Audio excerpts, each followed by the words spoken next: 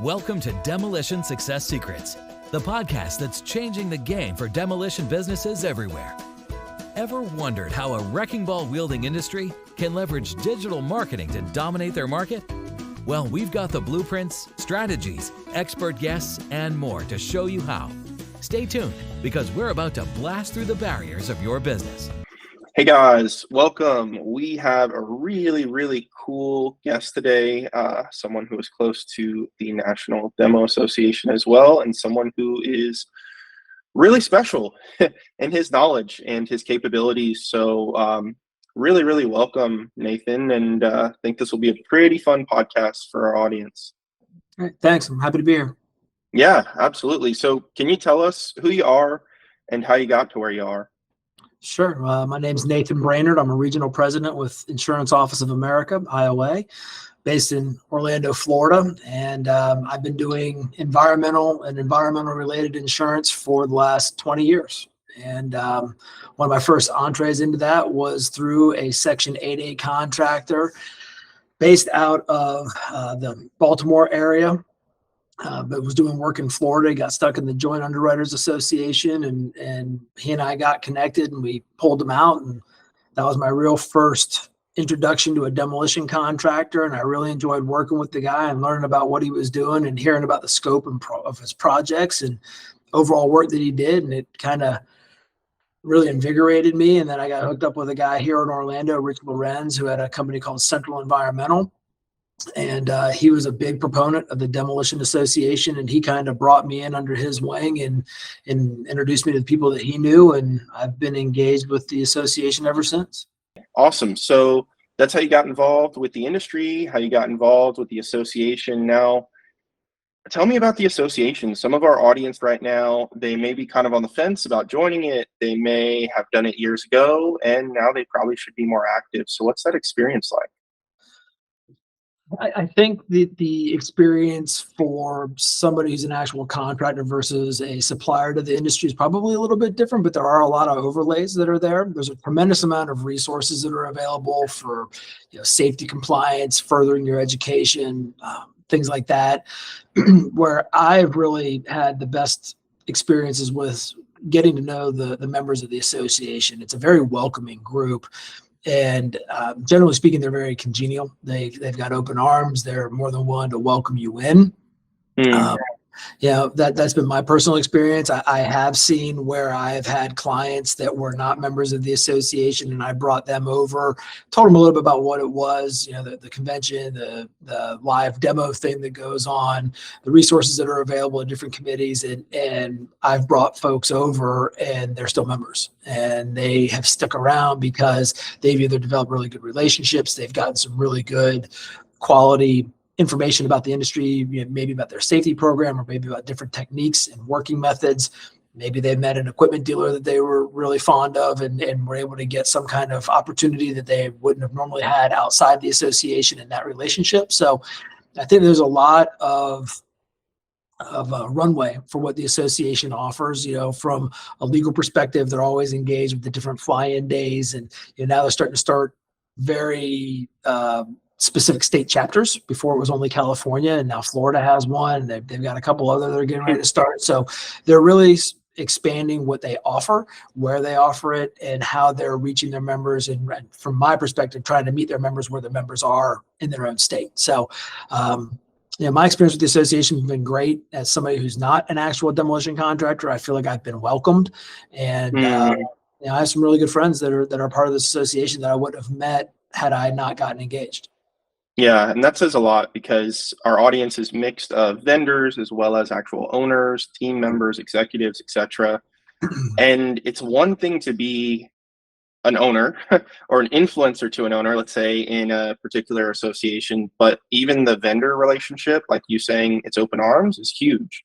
That's part of what we're doing with this podcast is the NDA. If anyone's curious what association we're talking about, National Demolition Association.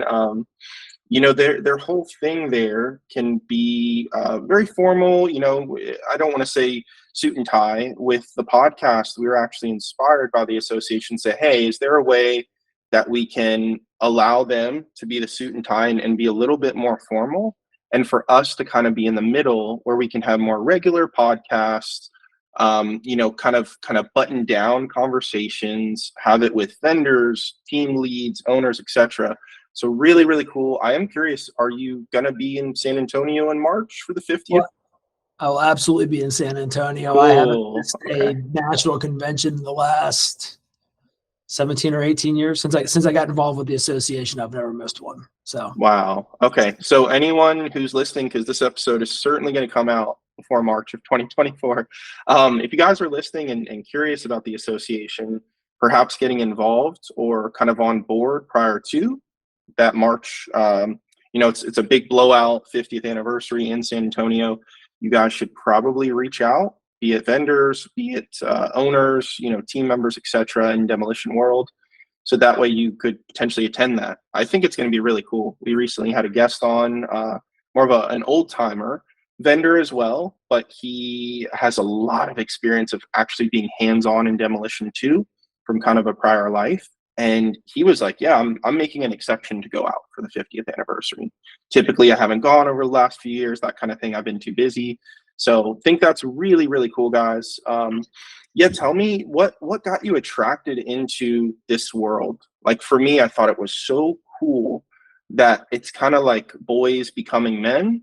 You get to, whether it's implosions or you have the wrecking ball or excavator, what have you, it's kind of a fun business, and it actually makes money too if done properly. Yeah, I would agree with that. I think every young boy for sure has had their experiences with building blocks in a crane, swinging something to knock something down, or taking some black cats and sticking them inside a building and watching it tumble down. Yeah, I think that there's a lot of that, and obviously as you get older, it's that coming of age kind of thing, like you were saying. Yeah, you get in there and you realize it's a really good group of people, right? And they're doing a service for our country that is very, very valuable. I mean, there's a finite amount of land, right? And we're not going to get any more of it. And so they really start the process of a reinvigoration project by tearing down the old and making way for what could be in the future. And I've that concept resonates with me. And once I started getting to know the people a little bit and how they do their things, how they do their operations, I quickly realized that the insurance industry has a stigma around demolition and what it is and what it entails. And they've got this vision in their heads that, it's a bunch of cowboys, shooting from the hip. They got a ball and chain out there, and they're swinging it back and forth, and the owner's riding on the backside of the ball to go through the side of the building. Nothing could be further from the truth. It's a highly regulated and highly safety conscious industry.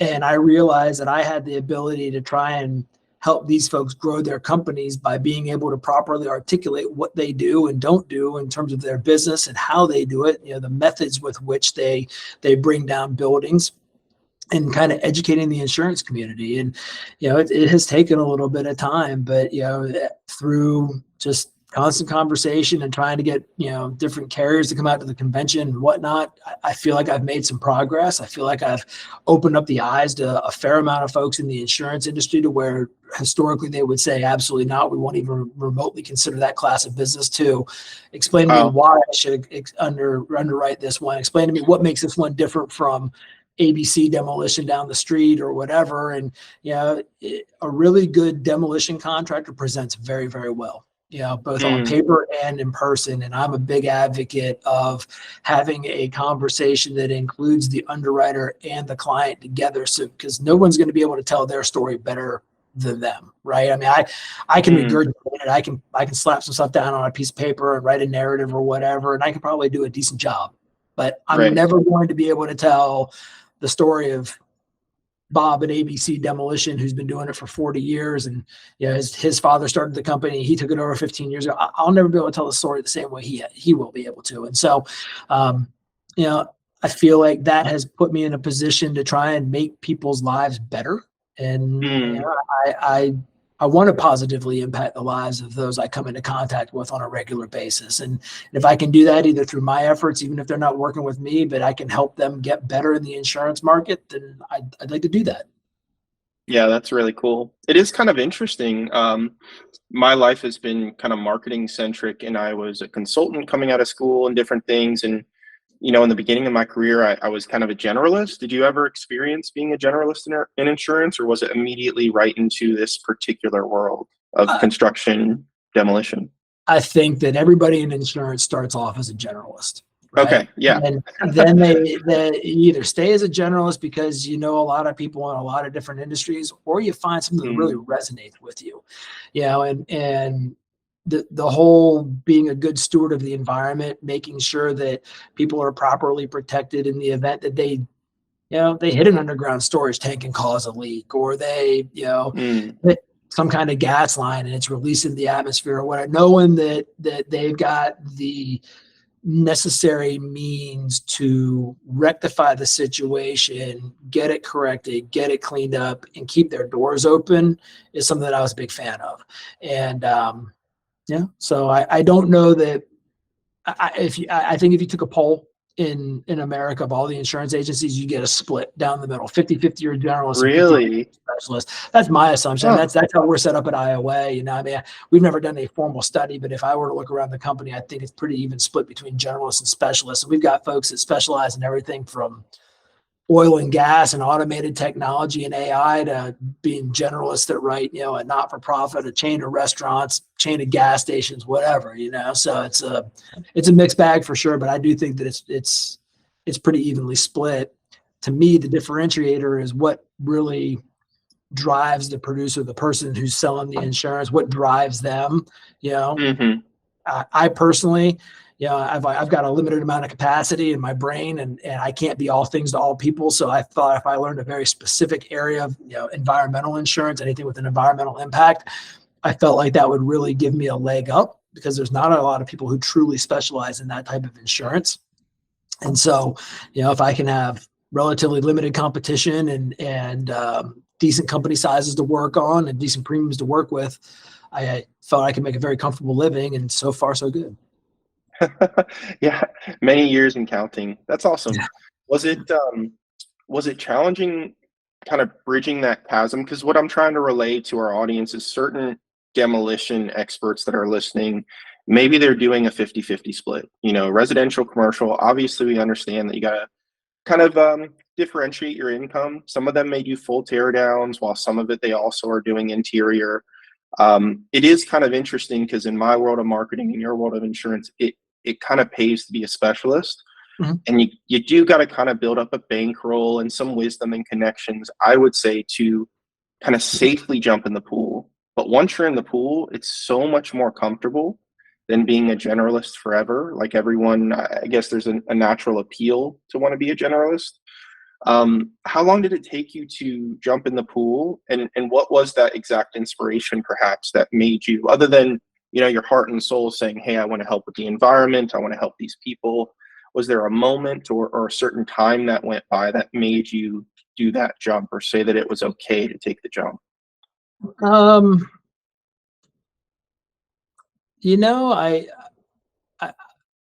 told you about that first account that the first demolition contractor. So that led me to a recycling operation very shortly thereafter. And, demolition and recycling are so closely tied together, as is waste. You can't tear down a building without creating C&D waste, right? Recyclable product.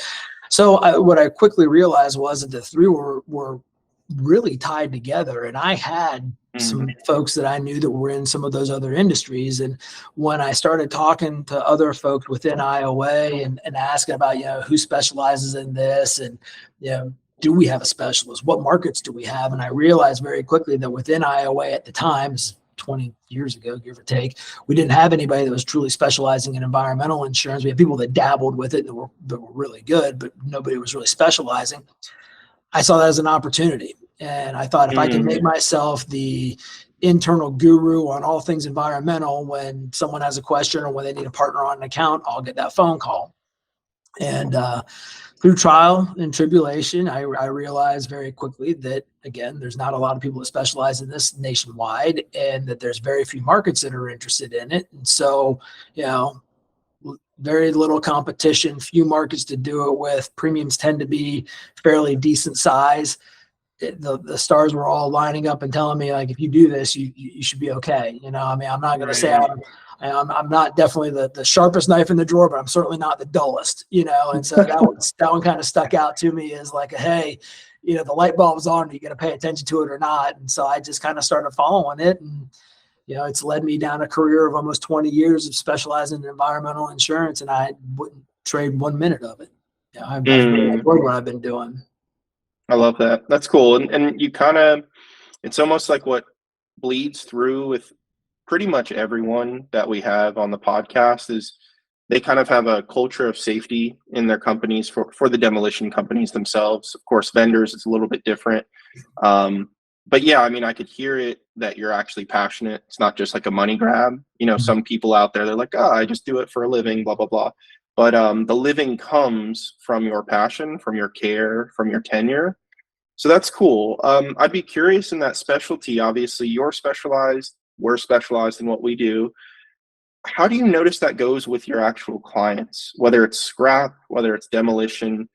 Do you notice that your most successful clients have maybe specialties per se? Of course, they may diversify. But does that kind of pop out, or are most of them still kind of, yeah, we do demolition, but we'll do interior, we'll do full tear downs, we'll do a house, or we'll do an arena? Is specialty something you see in some of your higher level clients, or are they more kind of across the board? Yeah, I mean, you definitely see people that specialize, right? I mean, there is certain type of work where you've got to have the right knowledge base, the right equipment, the right personnel, right? You've got to have all those things lined up. And I don't care who you are in this space, you've got to have a good safety program. I mean, you have to have that. Most of the larger projects require you to submit what your safety record is. They want to see what your workers' comp mod is, and that is often a factor in the evaluation process. What's your mod? Is it above a 1? Is it below a 1? Is it all the way at the bare minimum? Are you riding above a 1? That's in which case you're probably not going to get the job anyway. So. I do think that there are definitely contractors out there that specialize and that do some stuff. I mean, clearly, blasting, as an example, is its whole separate section. You need different kinds of licenses to be able to do that sort of thing. And I think that's probably why there's a small handful of those folks in the U.S. that are doing the work. Anything to do with, like chemical plants is usually fairly selective. You're getting into an area where you don't know what you might be kicking up if the foundry or whatever has been closed down for X amount of years. You got to go in there and really understand what you're doing. So I think that a majority, my personal opinion, the majority of the industry is doing the tear downs, and they may vary in height. XYZ company is doing residential, and this company will do residential and commercial up to 2 stories. And then these guys want to do commercial up to 3 or 5 stories. And, it just kind of moves from there. But obviously the larger the building that you want to take down, the more and higher priced and expensive equipment you are going to need. And you start getting limited capacity because of that as you go, just because not everybody has, a high reach that can get you up, 25 floors or whatever it may be, So I for the most part, I think that everybody's kind of got their spot. I don't know that you would really say that it's niche versus otherwise, or specialty versus not. I think that there are specialty areas in the demolition field, and that the people that are really good in those areas are really well known. And that's why you see them, not in like a specific geographic region, but going all over the country to do work, or in some cases all over the world. And that's the other thing about the NDA that I've always found fascinating is you can be a US based contractor, but you've got a specialty that someone in the UK doesn't have, or someone, somewhere else in the world. And so all of a sudden you start picking up these jobs, to go over and consult, or, maybe work as a joint venture or whatever. So I've always thought that was really neat, that it's not just specific to the US.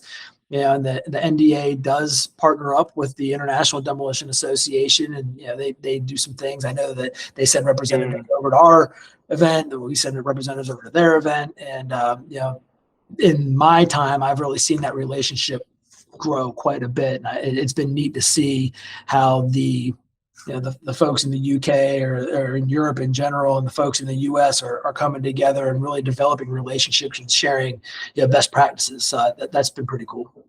Yeah, that is interesting because we've definitely had guests from Canada. We've had inquiries from Australia and Europe and all over the place.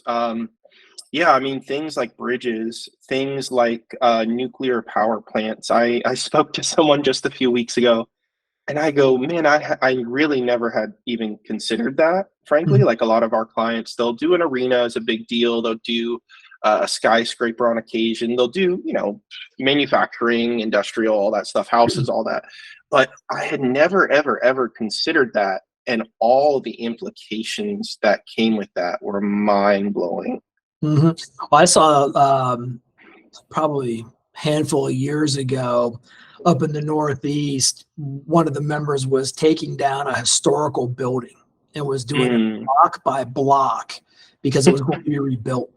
And so they were taking down the building, they were labeling it, and I don't know where it was eventually being redone, or if they were just doing some remediation, had to rebuild it right there on the spot. But I remember, being engaged in a conversation at cocktails or dinner or something, and hearing about what the process was, and thinking to myself, man, like that's got to be just a nightmare to keep track of that information and make sure that every block is labeled the right way. And a historical building, it's only going to fit together one way. Some of those things are hand cut. So but I really thought that was pretty neat. That's just another area of specialization that you don't really see in a lot of other industries. The ability to take on that kind of project, document it properly, get it down safely, do whatever remediation is there, and then get it back up with everything in the right place. That's, there's a lot of moving pieces on that sort of thing. Yeah, it's like someone who really likes puzzles and they want to challenge themselves and do it in 3D while delegating it to their team, or, in certain instances, subs and things like that. That is very complicated. Was it, I assume, a big building or a smaller? I want to say it was a church, but wow. I don't recall. That may not be right, but I want to say it was a church, maybe something at a university. It was one of those two, I think, but I can't really. I don't recall all the details about it, but I know that it was, if I do remember, it was a 6-story building that they were dealing with. Whoa.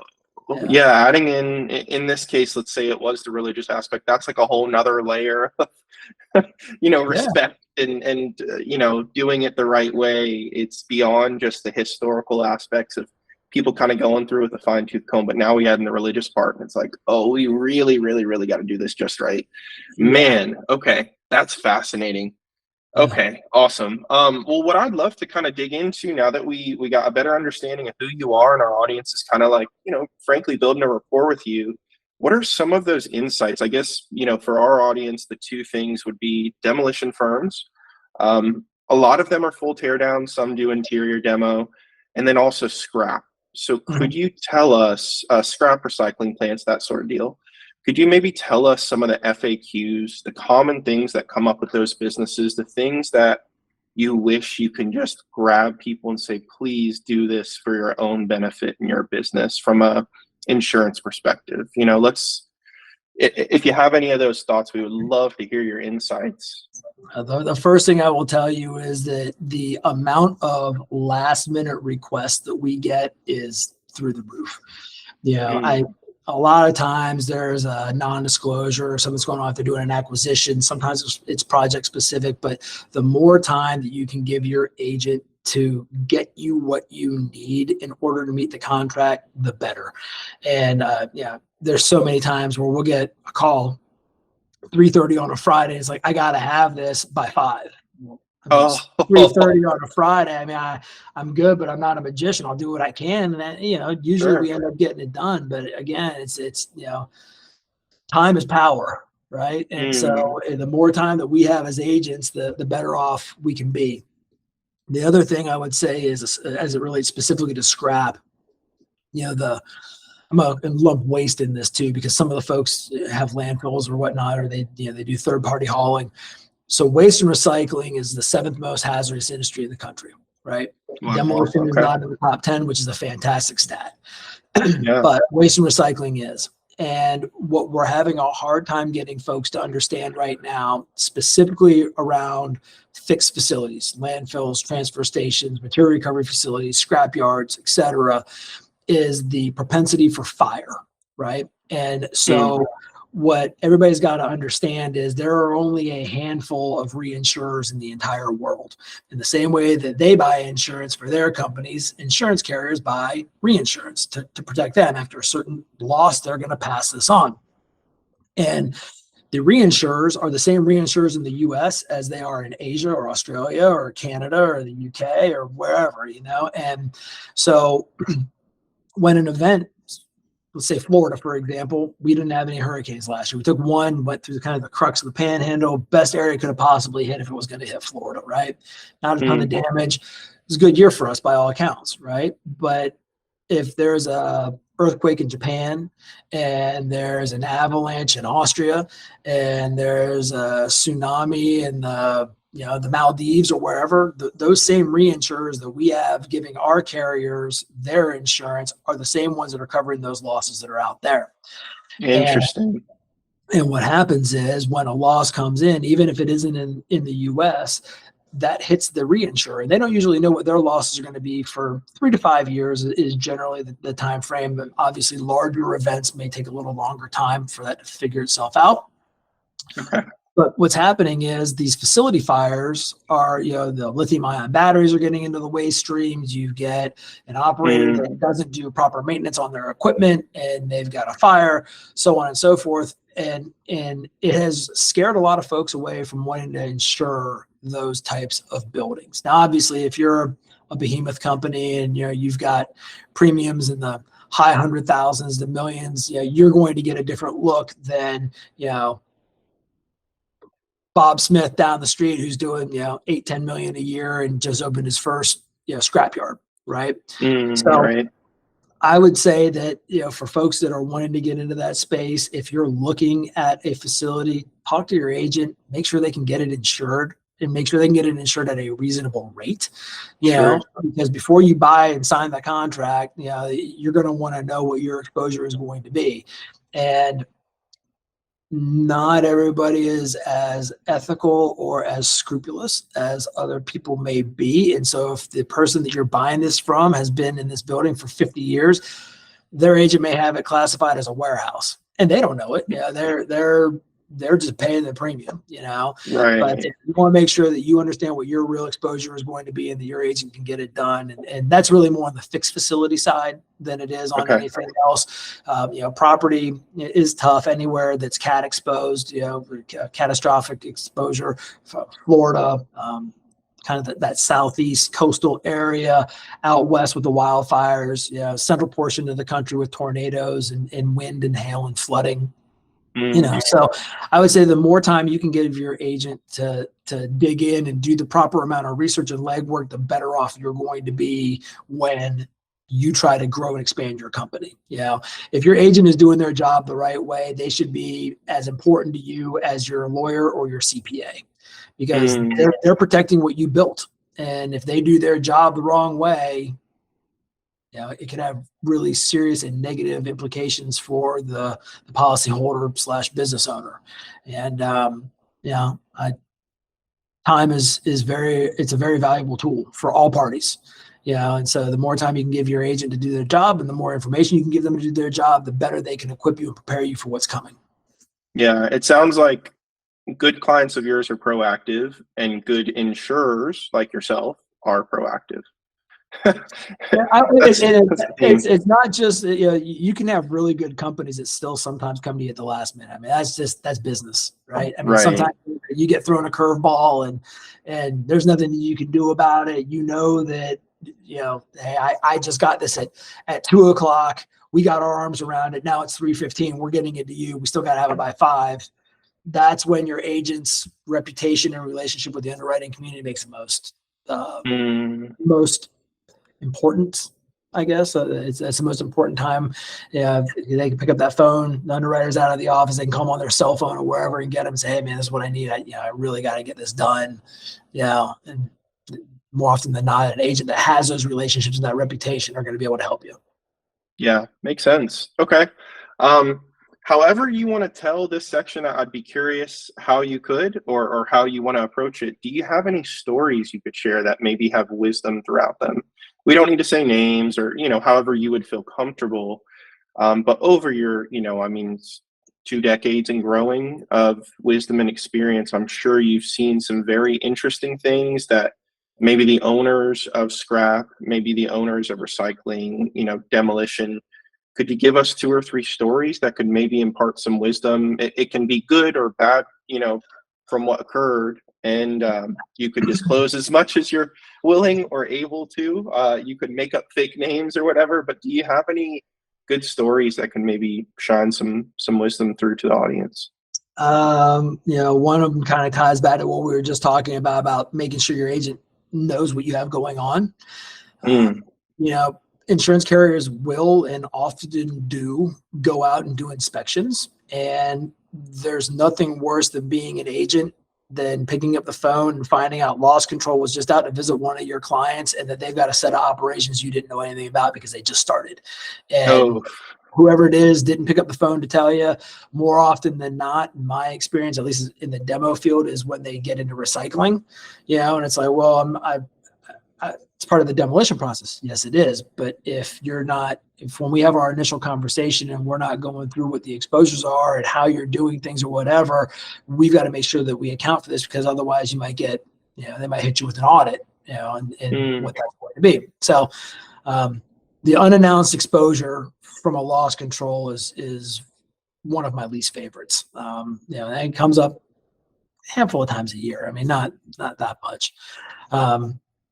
One of the better things that I've seen done is the way that the industry documents their process. If every industry would document things the way that the demolition industry does, I really feel like these plaintiff attorneys would have less leg to stand on, and I've always been really kind of taken back by the amount of detail some of the folks will do, pre and post pictures, pre and post surveys, vibration studies. There's all kinds of things that the industry does that other industries really probably could learn from it and get a valuable leg up if they were to start doing. Some of them are specific to the demolition process itself, so it wouldn't really carry over into other industries, but there's a lot of documentation in the demolition industry that I think ultimately works to be their best friend, especially in times of a claim, because if you've done it the right way, and I've seen some pre-demo checklists that are very extensive and very, very thorough. And as you go through them, I've seen the most recent one I saw was digital. And if you got to a certain section and you checked yes, it wouldn't let you go forward until you attach 3 pictures, Wow. A front and a side view of it, so you could get all the different angles. And that was the pre-series, the pre-series, which automatically creates a follow-up section in the post-series that says, okay, now we need 3 pictures of the same area. Yeah, assuming that the area wasn't taken down, but of the same area or whatever. And it's to protect them, and it's to protect who they're doing the work for. So I've always been a big fan of how they document things. See, things that may not necessarily be all that great. He's repressing all the bad stories. Well, I'm trying to think of the ones that I've seen. I've seen a couple where the demolition industry is very family oriented, right? So your grandfather starts the company, it passes to your father, then all of a sudden you're taking over the reins or whatever. I know we've got a number of member companies that are in that same conversation structure. Generally speaking, those families will start initiating, if you will, the younger generations earlier than the normal workforce would be, and so, obviously you're not sticking a 9-year-old behind an excavator and asking to go tear down a wall, but I have actually seen instances where that happened and a claim occurred and they were letting a 9-year-old operate the equipment. Wow. Yeah, they were. Here's why. Yeah, you got to explain that can be a tough conversation. And that's very rare. I mean, Yeah, you got to make sure they're at least 9.5 years old. yeah, right. Yeah, that's a very rare, probably poor example, but I had a claim that came about because of something like that, and so Wow. I would say that if you're going to do training, at least make it age appropriate. I Sure. mean, if you're going to bring your family, you're going to pass this down to your kids or whatever, you're eventually going to get them to that part. Where they operate the equipment or they're doing this and that, the other. Build up to that. Don't just automatically assume because they've been around it their entire life and you bought them a drone and some remote control excavators or whatever, then now they can get in the cab and do something. And I gotta tell you, in all honesty, I think that if you interviewed 100 NDA members, 99.9 of them are going to tell you they would never do anything like that. Right. To be fair, but and it's caliber too. Like they're in the association. The people who aren't in the association, it's kind of like self-selective. Obviously, it doesn't mean necessarily that one is superior and one is inferior, but yeah, I mean, we kind of find that with the people that we talk to, there usually is a nice overlap of people who are always looking to seek the best wisdom, education, etc. Yeah. That's fascinating. Well, I would tell you that from my experience, it's more likely to be the people that are not members of the association who are doing that sort of thing than it is the members themselves, because the people that are not members are kind of doing whatever they want to do, more of a fly-by-night, as it were. Not that all non-members are fly-by-night, but smaller companies that maybe just don't know what they don't know are the ones you're going to find creating that sort of situation and environment, as opposed to more established companies that are really trying to learn and get better. Or even new companies that have found out about the NDA, they're going in there. They're going and learning for a reason. They want to be better. They want to be able to create a safe work environment, make sure all their employees go home safely at the end of every day, and they get the project done on time and on budget and without any injury. 99.9% of the time, you're not going to have that from an NDA member. Right. And it only makes sense too. You're talking about fly by night with certain operations. There's like so many reasons why that is what it is versus people who are seeking further education, which typically correlates to having a longer tenure. Like the business is challenging. It can be really amazing one day, and the next day you're not being able to collect on a massive milestone on a huge project, and you may be looking at bankruptcy. Like, there's so many things.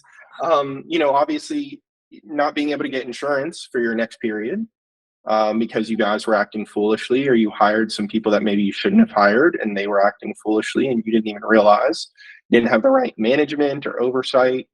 That's really, really interesting.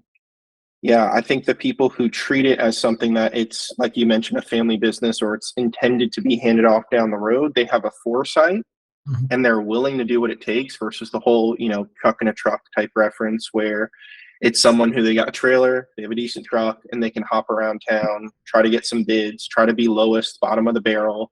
And, we see that all the time with public work as an instance with the bidding. Mm-hmm. Our audience and our guests are not typically those people that are, willing to get into bidding wars and willing to be the cheapest price. Probably, again, that overlap with NDA of, these are more senior people. They plan on being business for the long haul. That's interesting. Well, we've got a saying in insurance: if you live by price, you die by price, right? I mean, you get what you pay for, just like every other industry. And obviously, insurance is a tough subject for a lot of business owners because it is a huge expense. Sure. It's a top 3 or 4 line item for almost every company behind payroll and equipment and fuel, right? Is insurance. Yeah, but if your whole thing is, I want to buy the absolute cheapest price, you're probably not buying the right coverage. But for a few more dollars, which is usually not drastic, if you spend the extra money, you're buying real coverage. So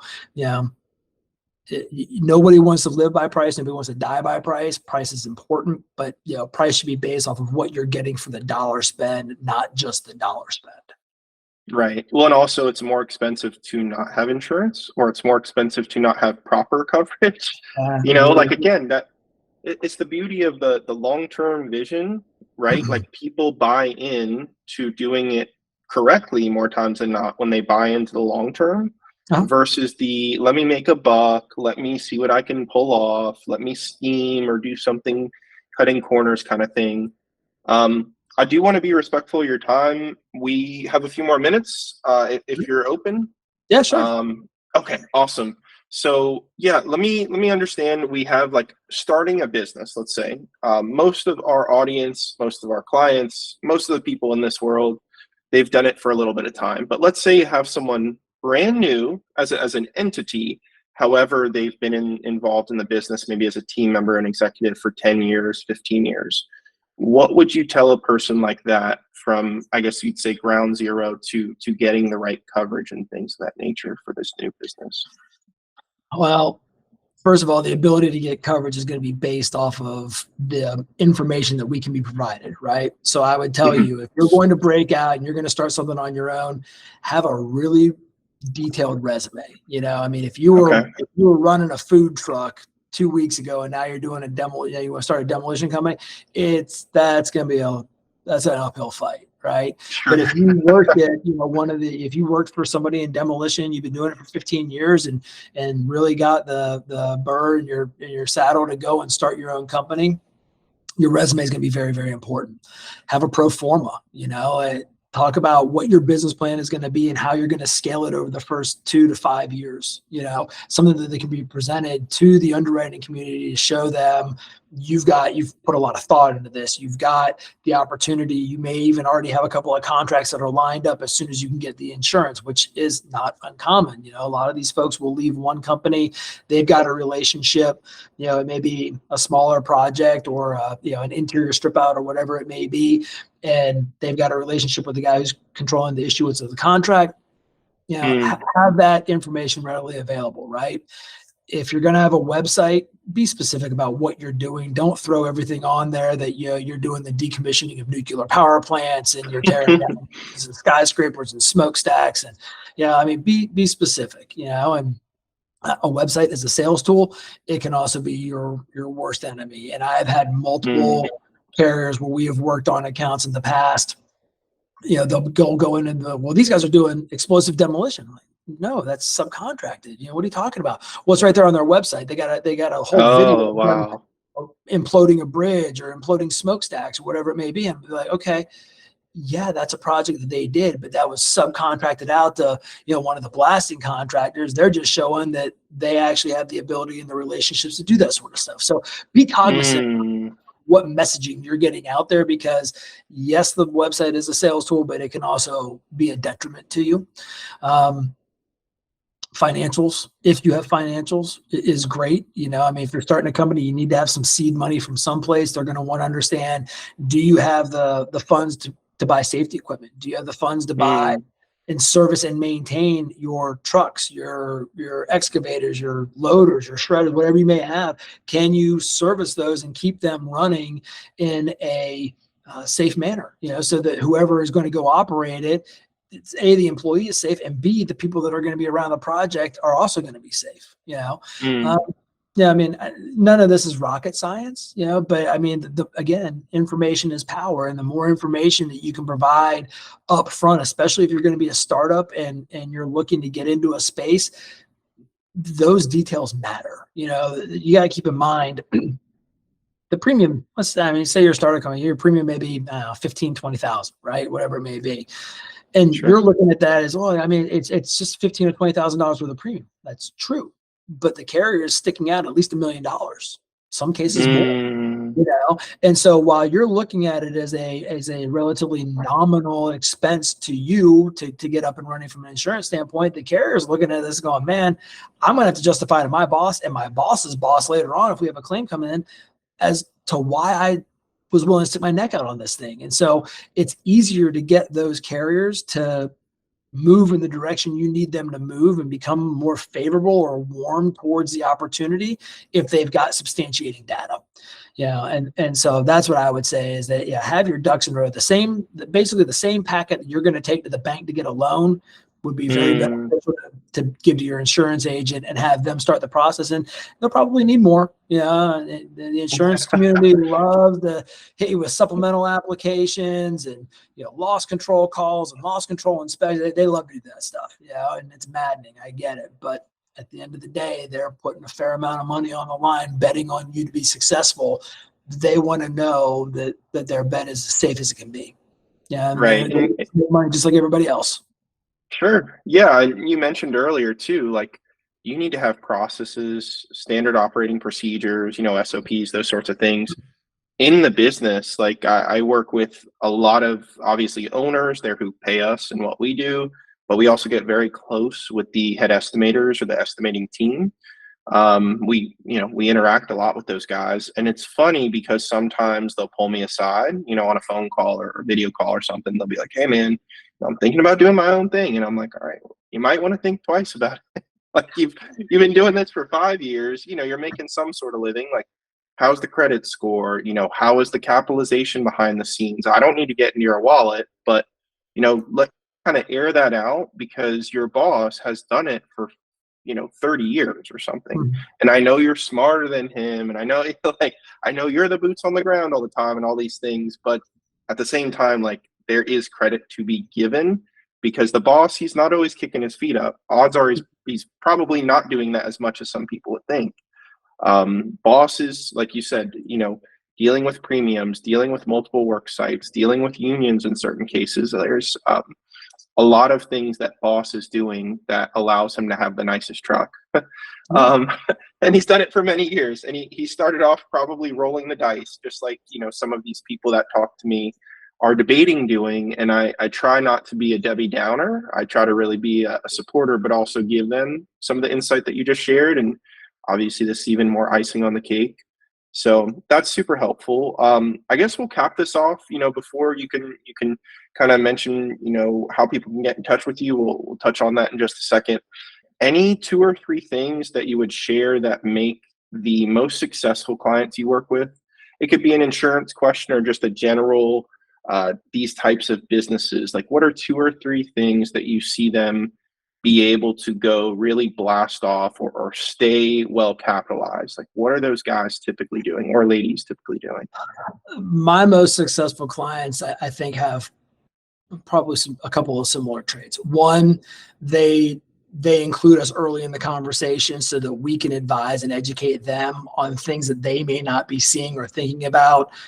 Going back to the building, if they're going to get into recycling, we're getting engaged in those conversations, and oftentimes getting them a proposal so that they know what to expect if and when they were to buy that, so they can figure out, if I buy this, am I going to be able to cash flow? It doesn't really make sense. Is this really where I want to be? Maybe a different building in a different location makes more sense.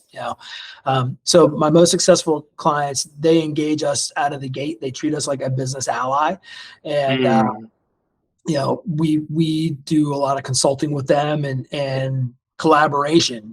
There's a lot of teamwork that takes place. The other thing that I think makes my most successful clients successful is they don't try to be everything to everybody. They know where they're good and they know where they're not. They are willing to admit where they're good and where they're not. Some cases they subcontract out the area where they're not to somebody else that may be in the space, or maybe not even, let's say you're doing PCB and asbestos abatement and you don't have those capabilities or licenses in-house. Instead of letting the owner go out and contract that, you may have a relationship with another firm that can do those kinds of things. You can bring them in, that they're safe.